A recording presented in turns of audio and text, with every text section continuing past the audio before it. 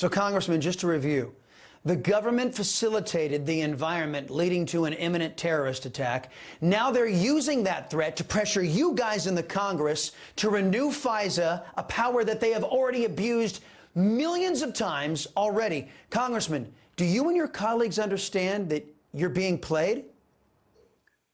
You know that I do. You know how I voted. You know what I believe. If you heard me speak on the floor of the House today about FISA and how wrong what we did is, and I voted against it, I am disgusted, I'm angry, I'm tired of it, and I want to be clear. What happened on the floor of the House of Representatives today was an abomination in my mind. The most important aspect of what the United States of America is that we stand for freedom. People have worked for it. They've pushed for it. They have died for it in this country. And for us to throw that away when a simple amendment would have made this piece of legislation at least tolerable, let me tell you, there's no reason that we couldn't have warrants when we need them, except that we're worried because we're worried, they're worried, these agencies, because they want to go after Americans as well. That's the bottom line. You know what we know out of all this? How come the Congress was basically exempted? They're not going to go after congressmen in the same way because they knew something could go wrong, and they know they don't want to be part of that something going wrong where their personal lives, their habits, their attitudes, their beliefs could be investigated. What happened today was wrong. Yeah. Hey, it might come in handy, you know, if you want to attack your political opponents in the future. You know, a lot of Republicans said, hey, this little tool might come in handy for us to go after, you know, some pesky conservative in my district who doesn't like what I'm doing, selling out to Democrats all the time. Congressman, Chris, on the amendment that failed. One thing here, real quick. Sure.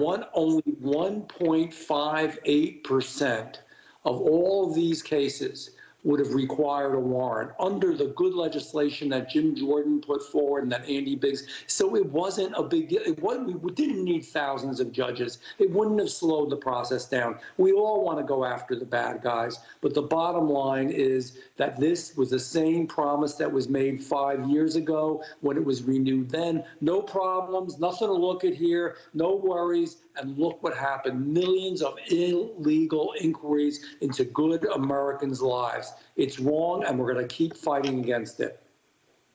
Right. Every single time the FBI made promises, we'll be better, we'll be better. No, yeah, they got better. They got better at attacking us. And that's exactly what they've been doing under Christopher Wray and James Comey. By the way, on the amendment that failed to require a warrant at the FBI is going to, you know, use surveillance powers to spy on Americans. Again, 86 of your colleagues, I should say, said to hell with the Fourth Amendment, something we expect from Democrats. What did some of your colleagues tell you? What do they say why they did this? I believe that, you know, and look, I love them all. I work with them all. I'm not going to criticize any individual. Bottom line is they're drinking the Kool-Aid.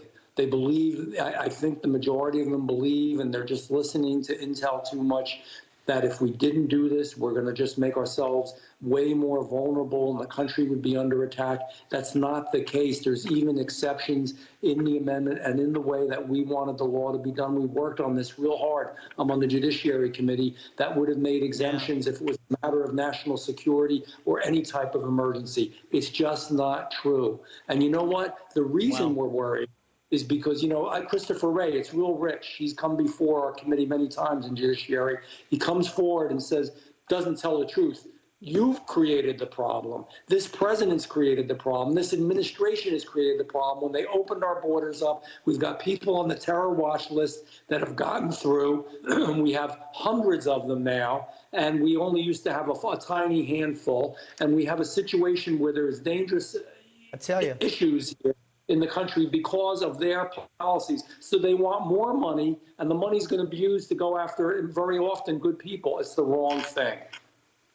Right. I tell you what, well, I guess, Congressman, at least Congress is exempted from being under the heel and the boot of the FBI. Of course, they sold all of their voters out, so I guess good on them. Congressman Jeff Van Drew, thank you very much, sir. Thank you for your no vote. Thank you, Chris. Yeah, straight ahead on the Chris Salcedo Show, we await President Trump and Speaker Johnson's remarks how they're planning to propose a new law to improve election integrity.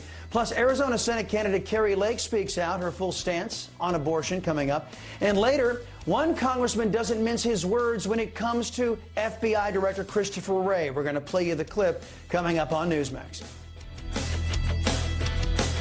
Federal agencies urge every family to have an emergency radio. During any disaster, electrical power may get cut.